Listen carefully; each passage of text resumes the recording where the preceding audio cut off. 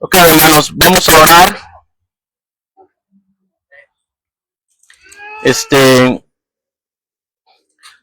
Libro de... Muestra del libro de los Hechos. Continuamos con lo de Bernabé.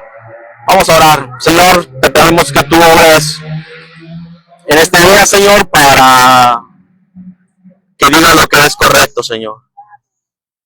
Padre, bendice a esta iglesia y bendice a los hermanos. Guía sus vidas, guía a cada uno de ellos, Señor. Te pedimos, Señor, que tú obres en sus familias, en sus hijos, en ellos mismos, para que vivamos para la gloria de tu nombre, Señor. Te pedimos, Señor, que tú obres en nuestras vidas y las transformes conforme a tu voluntad. Perdona, Señor, lo que hacemos mal. Perdona, Señor, nuestras caídas, nuestra falta de fe. Ayúdanos, Señor, a tener más fe. Te lo pedimos en el nombre de Cristo Jesús. Amén. Bueno, estábamos estudiando Bernabé, rápidamente recapitulando. Recuerden, bueno, también me hicieron ver que tuve un error que dije la vez pasada acerca de los levitas, porque José, que es Bernabé, es levita, ¿verdad? Y dije que él, siendo levita, no podía tener posesiones, ¿verdad? Y ya les dije, investíguenlo, ¿verdad? A lo mejor me equivocaba.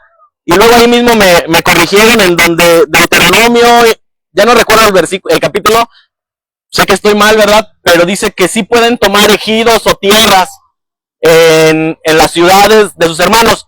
Lo que sí es que los levitas no recibieron una tierra como Judá, como Rubén, como todos ellos, ¿verdad? Pero dentro de las tierras de sus hermanos, ellos podían poseer tierras. Esa es la aclaración en la que me equivoqué acerca de lo que dije de Bernabé.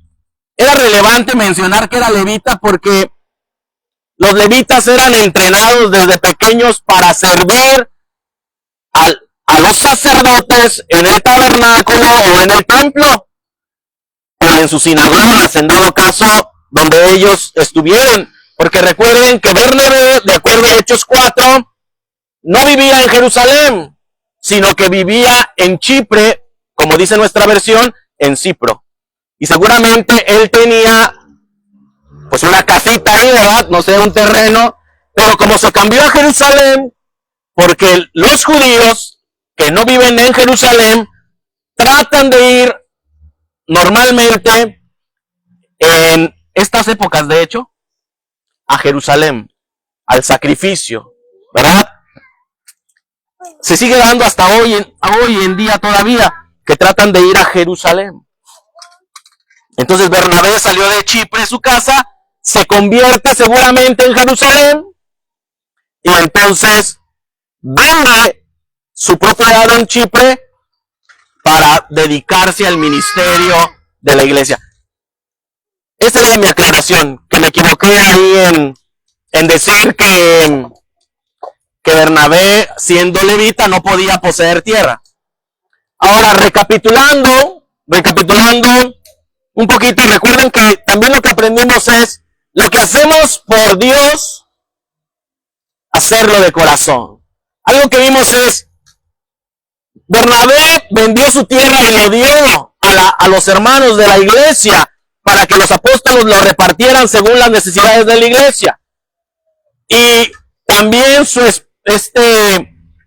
ahora se me fue el nombre. ¿Sí recuerdan el nombre de Priscila? No eran Priscila y Aquila. Bueno, lo voy a ver para no equivocarme. En el libro de los Hechos, capítulo, Ananías y Zafira, ¿verdad? Ellos hicieron lo mismo, dijeron, ¿sabes qué? Pues como que Bernabé tuvo reconocimiento, ¿verdad? Por haber vendido su terrenito y puesto en los pies para que lo entregaran, y ellos hicieron algo parecido. Y decíamos, parece tan rudo la forma en que Dios los trata. Ellos mueren, ¿sí recuerdan? Ellos murieron porque defraudaron a Dios, no a los hombres. Dice, ¿verdad? Defraudaron al Espíritu Santo. Una afrenta contra el Espíritu Santo. Y eso es lo que decía yo esa vez que compartía. No se trata, hermanos, de que demos mucho o demos poco, pero que lo que demos sea de corazón, ¿sí?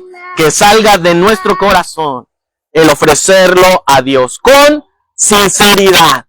Esa fue la primera parte que vimos de Bernabé, ¿verdad? Después vimos que Bernabé era alguien que reconciliaba, o que introducía a las personas. Si a veces decimos que vemos personas que como que están interesadas, que se sientan a los costados, y ninguno de nosotros va y le dice, oye, mira, ten una Biblia, si quieres puedes leer también con nosotros. Recuerden que Pablo se convierte. Pablo era alguien que perseguía a la iglesia, y es con justa razón que nadie quería juntarse con él, ¿verdad? Él fue ahí a Jerusalén, y los hermanos de Jerusalén huían de él. Entonces, ¿qué hace Bernabé? Va con Pablo, lo toma y lo introduce a la iglesia. Lo presenta a los apóstoles. Eso nos falta. Se compartió mucho en la primera parte de esto, ¿verdad? De ir a predicar. Si ves a alguien interesado, compártele a tus hijos, a tus hermanos. Yo sé que ellos lo ven como un fastidio y que muchas veces nosotros no somos el testimonio, ¿verdad? Pero eso también nos debe servir a nosotros para ver que es importante el testimonio, hermanos. En nuestras vidas, nuestra forma como hablamos, nuestra forma como nos dirigimos, cómo llevamos nuestro matrimonio, cómo educamos a nuestros hijos, los que le permitimos ver a nuestros hijos, escuchar a nuestros hijos. Todas esas cosas impactan a veces, ¿verdad? No a veces, impactan a la vida y a nuestro entorno. ¿Cuánto leemos la Biblia? ¿Cuánto hacemos de lo que leemos? Mencionaba en la predicación del salmista que dice, yo les explicaba en la predicación el viernes, que la gente dice seguir a Dios, pero les preguntaba, ¿cuántas veces lees la Biblia? Y lo mismo para los cristianos. ¿Cuántas veces leemos la Biblia en el día? ¿Cuántas veces oramos? El salmista dice, medita de día y de noche. No solamente es leer, sino estaba constantemente meditando en lo que leía. Entonces, hermanos, esta es la razón por la cual nosotros a veces no podemos dar ese testimonio o actuar conforme a la palabra. ¿Por qué? Porque no lo estamos meditando. Leemos y se nos olvida. ¿Pero qué tienes que hacer? Leer y meditar. ¿Qué Dios enseña aquí? ¿Verdad? ¿Qué Dios está enseñando aquí? ¿Por qué Dios quiere que yo sepa esto? Eso es meditar. Y bueno, el tema de hoy, deberíamos de leer todo el capítulo 11, pero ya saben que mis introducciones siempre son bien largas y ya son las 11:20. Es en el capítulo 11. Hechos capítulo 11. Y vamos a seguir hablando de Bernabé. ¿Alguien recuerda qué significaba Bernabé? Porque Bernabé no era su apodo. Perdón, Bernabé era su apodo. A ver, Eli, ¿te acuerdas? Creí que me ibas a decir. Recuerden que se llamaba José, pero le apodaron Bernabé. Hijo de consolación. Bien. Él era alguien que tenía el don de consolar. También toqué un poco el tema la vez pasada porque yo soy verdaderamente fatal para dar consolación. Siempre expreso mal, ya lo saben. Pero el apodo de Bernabé era hijo de consolación. Y es algo de lo que debemos de procurar los cristianos. Saber dar apoyo a quien lo necesite. Las palabras adecuadas. Debo de orar para que Dios me dé sabiduría en esto. Y bueno, vamos a ver cuál es el contexto. Vamos a leer desde el verso 1. Y oyeron los apóstoles y los hermanos que estaban en Judea, que también los gentiles habían recibido la palabra de Dios. Y como Pedro subió a Jerusalén, contendían contra él los que eran de la circuncisión, diciendo: ¿por qué has entrado a hombres incircuncisos y has comido con ellos? Entonces, comenzando Pedro, les declaró por orden lo pasado, diciendo: estaba yo en la ciudad de Jope orando, y vi un rapto de entendimiento en una visión, un vaso como un gran lienzo que descendía, que por los 4 cabos era bajado del cielo y venía hasta mí, el cual, como puse los ojos, consideré y vi animales terrestres de 4 pies, y fieras y reptiles y aves. Y oí una voz que decía: levántate, Pedro, mata y come. Y dije: Señor, no, porque ninguna cosa común o inmunda entró jamás en mi boca. Obviamente porque los judíos tienen reglas de alimentos que están escritas en la ley. Ellos no pueden comer puerco, por ejemplo, ¿verdad? No pueden comer animales que tienen pezuña hendida. No pueden comer pescado que no... O a lo mejor a nosotros nos suena como contradictorio, pero pescado sin escamas, así le llama, ¿verdad? O sea, no pueden comer como cetáceos. Ahora nosotros lo distinguimos así. Hay muchas reglas de alimentación. Por eso dice Pedro aquí: no, porque ninguna cosa común e inmunda entró jamás en mi boca.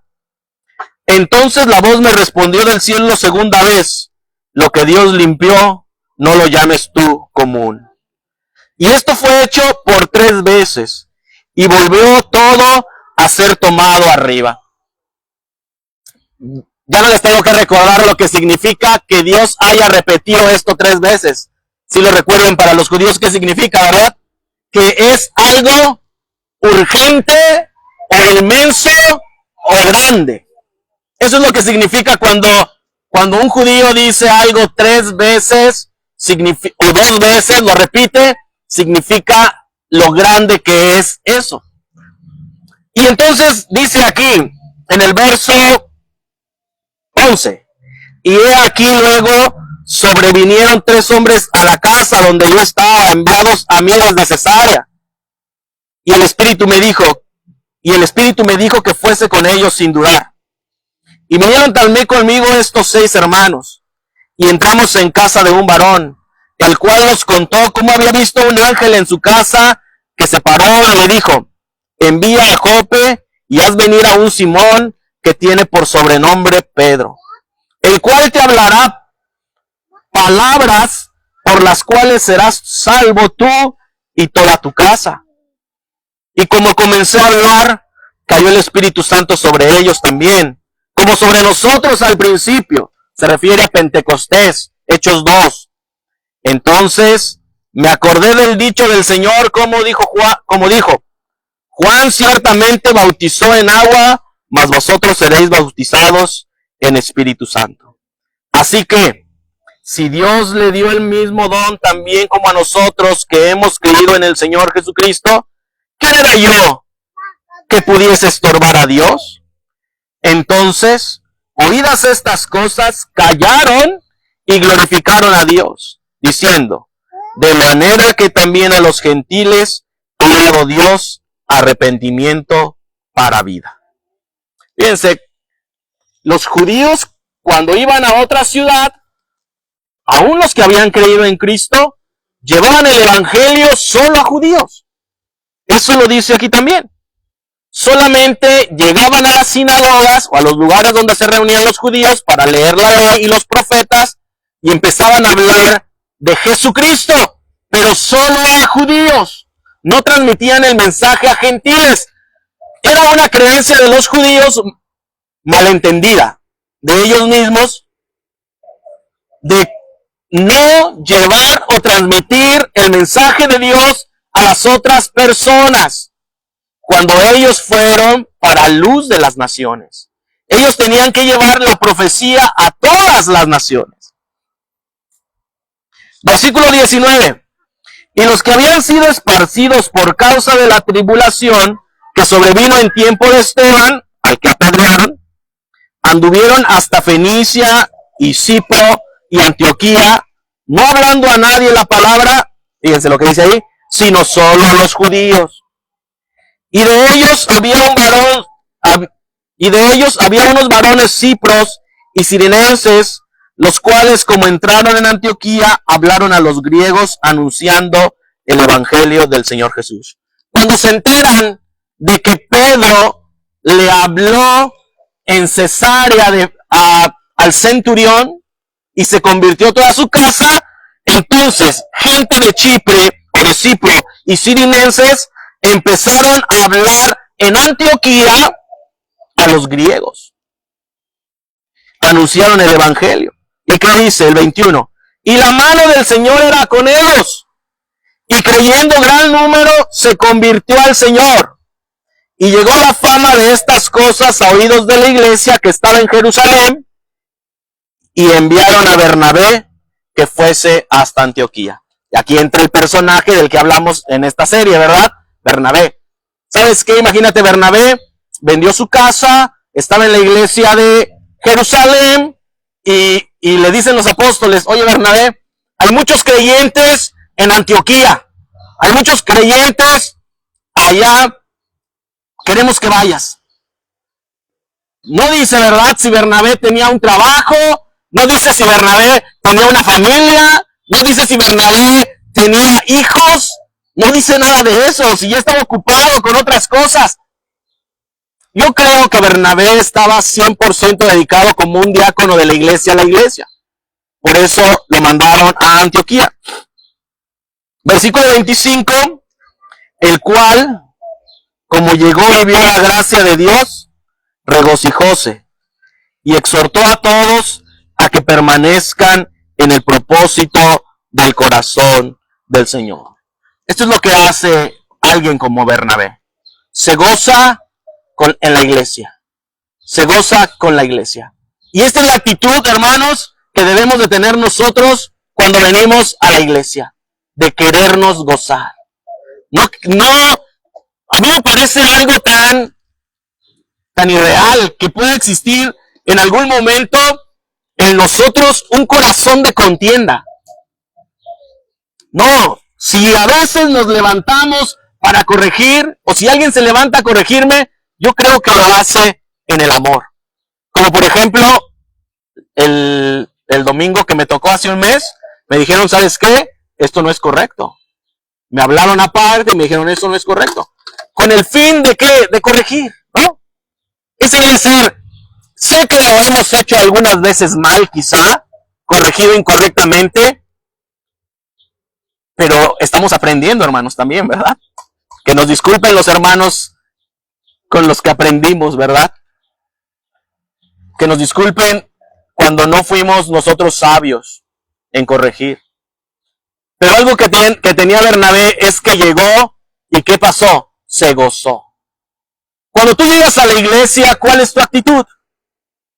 Te debes de gozar, hermano. Debes de llegar con una actitud de gozarte, de glorificar a Dios. Es como cuando estás un periodo largo sin ver a alguien que amas y llegas y ves a esa persona, no creo que digas, qué bien, ¿verdad? No, te gozas de que después de mucho tiempo lo vuelves a ver. Yo sé que Jesucristo está todos los días de nuestra vida con nosotros, pero cuando encontramos a alguien común, en la común fe, es de gozo. ¿Saben? Yo hace mucho tiempo pensaba que nosotros éramos los únicos que predicábamos como predicamos aquí, a voz en cuello. Hace 11 años, me lo recordó mi Facebook, fui a Chihuahua. Y esa vez que fui a Chihuahua, fui con unas compañeras de trabajo, visitamos las Barrancas del Cobre, el centro de Chihuahua, la zona de los Menonitas, mucha parte de la sierra. Y regresamos a Chihuahua, a la capital, y vi a un hombre que estaba predicando en el parque como nosotros. Hasta le tomé una foto, ¿sí? Y me alegró ver que había una persona que predicaba en el parque como nosotros lo hacíamos. Me gocé. Porque, hermanos, saber que no somos los únicos. Y aquí estamos nosotros también hoy. ¿verdad? En el mundo, ¿qué nos dan en el mundo? En el mundo normalmente, si empezamos a hablar de Cristo, lo que nos hacen es rechazarnos. Y cuando llegamos a la iglesia, ¿qué debemos de recibir? Rechazo no. Debemos de gozarnos. ¿Por qué? Porque tenemos algo en común. Como alguien dijo hoy, que Jesucristo es nuestro Señor. Nos gozamos en que Jesucristo es nuestro Señor. Que Jehová es nuestro Dios. Que son el mismo. ¿Verdad? Si tú dices allá afuera, Jesucristo es el Señor, a lo mejor algunos están así de, ya cállate. Pero aquí no podemos expresar libremente. Y eso nos debería de gozar. Eso nos debería de alegrar el corazón. De que podemos manifestar abiertamente nuestra fe.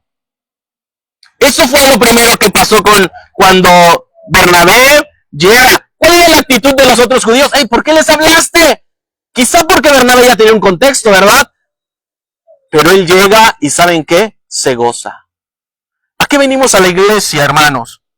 A gozarnos. El cual, como llegó y vio la gracia de Dios, regocijóse. ¿Qué fue la segunda cosa que hizo? Exhortar. A eso venimos a la iglesia, a exhortarnos. Nosotros debemos de tener esta buena actitud de Bernabé. ¿Qué es exhortar? Pues compartir. Nosotros le llamamos ahora compartir. Debemos de compartir, ¿verdad? ¿Qué les compartió él? Dice ahí, a todos a que permaneciesen en el propósito del corazón en el Señor. No en el propósito de mi corazón. No es lo que desea mi corazón.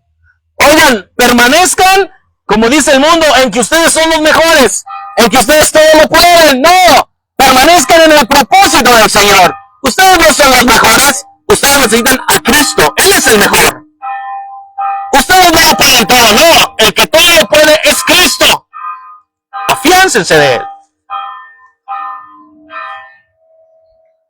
A lo que voy es, cuando nos levantamos a compartir, a exhortar, nos regocijamos y exhortamos a los hermanos a que permanezcan en el propósito del corazón del Señor. Hermanos, cuando a lo que voy es, tú quieres o deseas compartir, tú quieres o deseas hablar a la iglesia, dices, ¿cuál tema? El que sea, pero que tu propósito sea que tus hermanos permanezcan en el propósito del corazón del Señor. Eso es lo que tú debes de hacer, porque mira, yo no sé lo que has pasado en la semana, pero seguramente sé que has tenido problemas. Es lo normal en el mundo, en el trabajo, con nuestros hijos, con nuestro esposo, con nuestra familia, con nuestros amigos, con nuestros vecinos. Estamos rodeados de personas en estas ciudades ya muy grandes. Luego hasta en el tráfico tenemos problemas, ¿verdad? Van conduciendo y van maldiciendo, van diciendo que se cruza, ¿verdad? Les avientan el carro.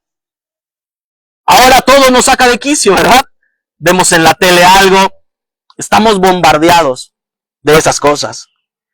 ¿Qué debemos de hacer en la iglesia con nuestros mensajes? Alentar al que está triste, ¿verdad?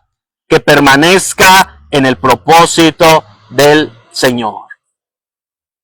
Eso es lo que debemos hacer, cualquiera que sea el tema. Hoy se habló mucho, por ejemplo, de que debemos hablar al mundo. ¿Qué debemos hacer, verdad? Hermanos, no estamos hablando al mundo.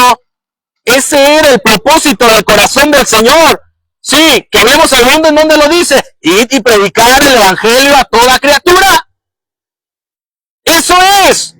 ¿Tú puedes predicar? Claro que sí. ¿Significa que tienes que ir al parque los viernes y los sábados? No. Significa que tú te levantas y en la calle, en el camión, el que se sienta a tu lado, en tu trabajo, tu compañero, en donde tú estás, hablas de Cristo. Tú predicas a Cristo. Ahora, ¿qué significa también predicar a Cristo? Con tu vida misma. Con tu vida misma. ¿Qué dijimos? ¿Cómo actúo? ¿Cómo hablo? ¿Qué hago? ¿Cómo me percibe el mundo? ¿Cómo percibe el mundo mi cristianismo? Todos lo hemos escuchado alguna vez. Y eso que dice que es cristiano. ¿Saben por qué dicen eso los del mundo? porque ellos saben, aunque no crean en Cristo, que la palabra que enseña Cristo es diferente a nuestro comportamiento. Que se ajusta más nuestro comportamiento a cualquier otro del mundo y no a lo que dice el corazón del Señor. Entonces, predicar no solamente es alzar la voz en cuello, sí, se puede así predicar, pero puedes predicar en tu trabajo siendo responsable, en tu trabajo haciendo lo que es correcto, en tu trabajo cuando oras por los alimentos. Por ejemplo, eso nadie lo hace y tú orarías por tus alimentos. Esto es lo que debemos de hacer cuando llegamos a la iglesia. Gozarnos, hermano. Así que ese sea tu propósito para el próximo domingo. Cuando vengas a la iglesia, ven con un corazón abierto a gozarte. ¿Saben qué he notado mucho últimamente en la iglesia? Es que ya no expresamos tanto o tan fuerte como antes. Gloria a Dios. Amén. Aleluya. Gloria a Cristo. Esas cosas poco a poco se van aminorando. Está bien ser serio, ¿verdad? Cuando alguien está hablando, pero también cuando alguien dice una verdad que nos goza, podemos expresarlo. Amén, ¿verdad? Gloria a Cristo. El otro propósito es que debes de tener cuando vienes a la iglesia es querer exhortar. Ese es lo otro. Debemos de leer para querer exhortar. Bernabé, el hijo de consolación, él tenía en su corazón enseñar a los hermanos. Ese debe ser cada que tú vienes, más bien cada que tú vayas a venir a la iglesia, o sea, a partir de mañana o hoy, después de la iglesia, tú debes de decir cuando vas a tu casa, voy a leer porque quiero exhortar. Debo leer porque quiero levantarme y hablar. Hagámoslo como un propósito, hermanos. Exhortar a nuestros hermanos. Y ahora, ya me queda muy poco tiempo, vamos al versículo 24. Que este es el tema relevante de hoy. No fue una introducción, era la primera parte, bueno, la introducción duró como 20 minutos, otros 20 para la parte de lo que se debe hacer en la iglesia, de acuerdo a Bernabé, que es gozarte de exhortar, y esta es otra enseñanza, como lo dijimos, del testimonio. 24 dice, porque era un bueno, lleno del Espíritu Santo y de fe, y mucha compañía fue agregada al Señor. Vean cómo percibían las personas a Bernabé, porque era un varón bueno. Hechos capítulo 11, versículo 24. Lleno, ¿qué veía? Lleno de Espíritu Santo. Hermano, lleno de Espíritu Santo y de fe. Ese es lo que nosotros, porque si nos dicen, bueno, eres bueno, no podemos decir nosotros, o nos cuesta decir a nosotros abiertamente, sí, soy bueno. Pero nos es más fácil decir, somos malos, ¿verdad? ¿Pero a qué se refería aquí? Lleno de Espíritu Santo. ¿Cómo se manifiesta? Lo primero que me pregunté es, ¿cómo se manifiesta la buena voluntad de los hermanos que son llenos del Espíritu Santo? Que era como la iglesia podía percibir que Bernabé era alguien bueno, porque estaba lleno del Espíritu Santo. No hay otra manera, el fruto. No hay otra forma. El Señor Jesucristo dijo, por su fruto los conoceréis. Entonces, hermanos, debemos de ir, ¿verdad? Es en Gálatas, ¿no? Gálatas 5.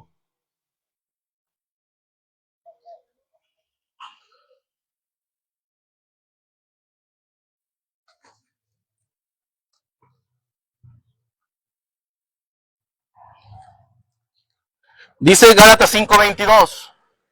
Obviamente no voy a profundizar en todo lo que habla Gálatas 5:22, pero tú puedes evaluar Tú puedes evaluar por ti mismo si tienes la acción del Espíritu Santo en ti y en tu vida. ¿Qué de lo que viene a continuación las personas pueden percibir en ti? Aunque estemos rodeados de problemas, de persecución, de tribulación, de angustia, el fruto del Espíritu se manifiesta. Dice ahí, mas el fruto del Espíritu es caridad, gozo, paz, tolerancia, benignidad, bondad, fe, mansedumbre, templanza. Contra tales cosas no hay ley. Mira, hermano, debemos de tener caridad. Eso es amor. Amor. Creo que lo leyeron, ¿no? ¿Y no también? ¿Alguien? ¿Ustedes, verdad, hermana Lucía? La hermana Lucía leyó acerca de la caridad. Pues, ¿qué dice, verdad? Puede ser el que tenga la más grande profecía. ¿Qué significa? Que te puedes levantar y dar grandes sermones. Pero si no tienes caridad, ¿qué dice? Nada soy, ¿verdad? Ese fue uno. ¿De qué más dice? Si pudiera tener la grande fe que traspasara los montes, ¿verdad? De un lado a otro, y no tengo caridad, nada tengo. Podría ser alguien que podría estar tan dedicado, ¿verdad? Como si creyéramos completamente, pero no tenemos el amor. Caridad es amar verdaderamente a los demás. ¿Cómo se manifiesta un amor verdadero? Con la acción. Con la acción. Un esposo que ama a su familia, ¿cómo manifiesta su amor? Se los he dicho muchas veces. Mi papá no es alguien muy expresivo, pero sé que me ama. Se le olvidó darme un abrazo ayer, pero sé que me ama. Fue mi cumpleaños y no me dio un abrazo. Pero yo sé que me ama. ¿Por qué? Me mantuvo y me sigue apoyando hasta el día de hoy. No me tiene que decir con palabras que me ama. Yo sé que él me ama. Apoya a veces aún mis proyectos fallidos. Apoya aún mis proyectos que yo digo, vamos a hacer esto. Y él dice, bueno, está bien. Como te vas a equivocar, pero ¿o para qué inviertes ahí? ¿Verdad? Me aconseja. Sé que me ama. ¿Verdad? Me cuida. Igual mi mamá tampoco me dio mi abrazo. ¿Verdad? Pero es más difícil, ¿verdad? Porque dice la palabra de Dios en el Salmo, aunque la mujer o tu madre se olvide de ti, yo no me olvidaré de ti, ¿verdad? Lo pone como a la mamá porque como que es más difícil. Porque los papás como que siempre se olvidan de las fechas importantes, ¿no? Me acuerdo que mi papá no se acuerda de las fechas de cumpleaños, pero mi mamá sí casi siempre las tiene presentes. ¿Pero a qué voy? No necesitan manifestarme que me aman. Sé que me aman, ¿verdad? No es algo que, o sea, tienen mucha acción o más acción indicándome que ellos me aman, aunque no me den un abrazo, por ejemplo. ¿Sí? Eso es a lo que me refiero. Ese es el amor. Mi mamá siempre me está diciendo, haz correcto. Mira, no es bueno que hagas esto. Mira, o sea, siempre es el címbalo que está aquí en mi oído diciéndome no, no, no y no, ¿verdad? Cuando estoy yendo incorrecto. Eso es amor. Es amor a tu hijo. Decirle no. No es correcto que hagas eso. Gozo, ya lo explicamos. Y esto es algo sencillo, hermanos. ¿Cómo alguien que se saca la lotería puede estar triste? Es imposible, hermano. Y ya lo expliqué el domingo pasado. Porque no vemos muchas veces lo que tenemos en Cristo. Herederos de Dios y coherederos en Cristo. Mirad cuán grande amor os ha dado el Padre, que seas llamados hijos de Dios. Eso lo decía la vez pasada, ¿verdad? ¿Por qué no nos gozamos? Porque minimizamos esas cosas. Cuando esas cosas son las que deben de estar presentes cada día de nuestras vidas. ¿Qué tan presentes? Hubo hombres que murieron por esas verdades. Hubo hombres que las tenían tan presentes que decidieron sacrificar sus vidas por no negar a Cristo. ¿Se dan cuenta? ¿Qué tanto lo valoraban? No podían decir, eso es mentira. ¿Por qué? Porque estarían traicionando a su Señor. Prefirieron ser degollados a negar la verdad de Cristo. ¿Por qué? Porque así es de valiosa. ¿Cuántas vidas vale la verdad de Cristo? Todas las vidas del mundo. Todas las vidas. ¿Cómo lo sabemos? Y no solamente las de nuestro tiempo, las desde el principio hasta que se acabe el mundo. Cristo es más valioso que todas las vidas del mundo porque Él puede salvar a todas las vidas. Hermano, ¿cómo no nos vamos a gozar en un tan grande Señor? ¿No debemos de vivir tristes? ¿Pasas algo triste? Entiendo que podamos atravesar por un valle de sombra de muerte. ¿Pero qué dice el salmista? Aunque vaya por valle de sombra de muerte, no temeré mal alguno, porque tú estarás conmigo. ¿Sí? Tú estás conmigo. Sí, puede estar difícil. Y no digo que, no, yo soy un estoico, nunca voy a llorar, nunca voy a sufrir. Pablo dice, llora con los que lloran, ¿verdad? Pero si no hay una razón, está gozoso. Estad siempre gozosos. Otra vez os digo que os gocéis. Eso es manifiesto. El gozo es algo que manifiesta que somos felices. ¿Cómo alguien que ha sido arrebatado del infierno no puede ser feliz? No lo entiendo. Simplemente cuando no entendemos la magnitud de la obra. ¿Cómo alguien que está preso, cuando es liberado, no es feliz? Porque no entiende que es libre ahora. Somos libres, hermano. Eres libre. Gózate. Ya no estás preso en el yugo de servidumbre. Gózate. Cuando el enemigo venga a hacerte infeliz con las situaciones del mundo, solamente voltea a la cruz y ve que alguien llevó esa infelicidad por ti y la sufrió grandemente, ¿sí? Para que tú te goces. Dice, para que mi gozo sea cumplido, ¿en dónde? En vosotros. Él padeció para que nosotros seamos cumplidos en gozo. Sí, yo sé que hay situaciones difíciles, pero estoy seguro, hermano, que es más fácil atravesarlas pensando y creyendo que aquel que nos tomó por hijos está ahí presente y que es consciente de cada una de las cosas que atravesamos. Y eso es lo que nos debe de gozar, aún en medio de la situación difícil, aún en medio de la situación que es compleja. ¿Sí? Yo no digo que no sufras, es normal, es la naturaleza, pero que esa no sea tu estado permanente. Tu estado permanente, si tienes los ojos en el autor y consumador de la fe, debe ser el gozo. Luego dice paz. ¿Qué significa paz? Tranquilidad, que nada nos perturba.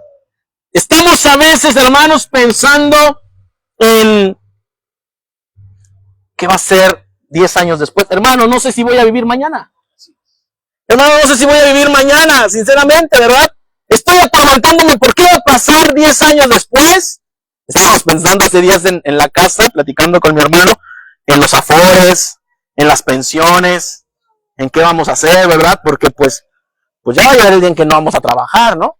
O sea, que ya no vamos a poder trabajar, o que tendremos que trabajar, aunque no podamos, ¿no? Pero saben, hermanos, nuestra fe no está en nuestras fuerzas. El que tiene el control de todas las cosas es Dios. Dios no es alguien que sea ausente a nuestro dolor o a nuestros problemas. Es alguien presente. Es alguien que está. Es alguien que nunca se va. Como lo vimos la semana pasada en el mensaje de Job, aunque no fue la temática. Job entendía que Dios había quitado. Job entendía que Dios lo había hecho pasar por todo ese valle de sombra de muerte. Qué bendición es entender eso. Porque imagínense, hermanos, que Dios no tuviera el control de nuestros problemas, o que Dios no tuviera el control de nuestro dolor. Sí estaríamos desahuciados, verdaderamente. Pero esto es lo que puede traernos paz. Saber que Dios tiene pleno control de todas las cosas.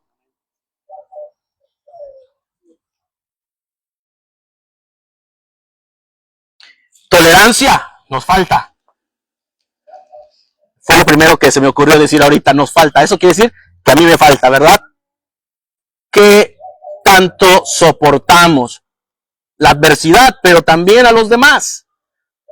Esto nos falta ejercitarlo. Benignidad. Actuar de forma buena o correcta. Bondad. ¿Qué tanto expresamos, como se decía? ¿Saben cuál es la mayor bondad? Se decía hace un momento también, lo compartieron. Y decirle a los que tú dices que amas que hay perdón de pecados en Cristo. Sí podemos dar una moneda o caridad a los que están en el mundo y que lo necesitan, pero su primera necesidad es Cristo. La primera necesidad del mundo es Cristo. ¿Sí? Yo puedo darle de comer al hambriento y sí manifiesta bondad y benignidad, pero la máxima acción de bondad y benignidad es manifestarle al mundo que necesita a Cristo. Fe. Ampliaremos la siguiente sesión en esto, ya no me voy a alcanzar, así que no lo saltaremos, porque la fe es un tema mucho más grande. Sabemos que, y a veces yo tardaba mucho tiempo en el libro de Hebreos 11:1, donde dice, ¿verdad? Y explica lo que es la fe. La sustancia de las cosas que se esperan, la demostración de las cosas que no se ven.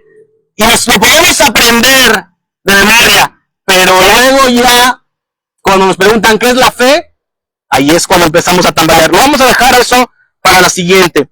Mansedumbre y templanza. Manso, apacible, tranquilo, ¿verdad? ¿Cómo es tu carácter? Tengo un hermano que le decimos Bomberman. ¿Sí se acuerdan de ese juego? De Bomberman. Era un monito que iba y de repente ¡pum! Explotaba. Es algo característico de nosotros. A veces rápido nos encendemos como cerillos, ¿verdad? Me acordé de otra cosa, de otro pedo de nuestra casa.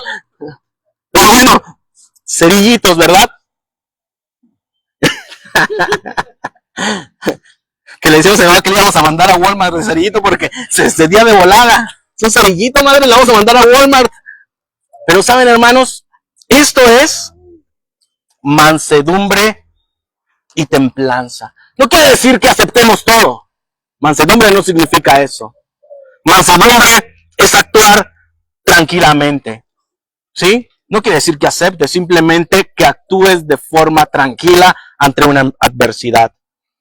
Y templanza, ser templado es estar firme o fuerte. ¿Sí? Soy mecánico y lo podría explicar desde ese punto de vista, ¿verdad?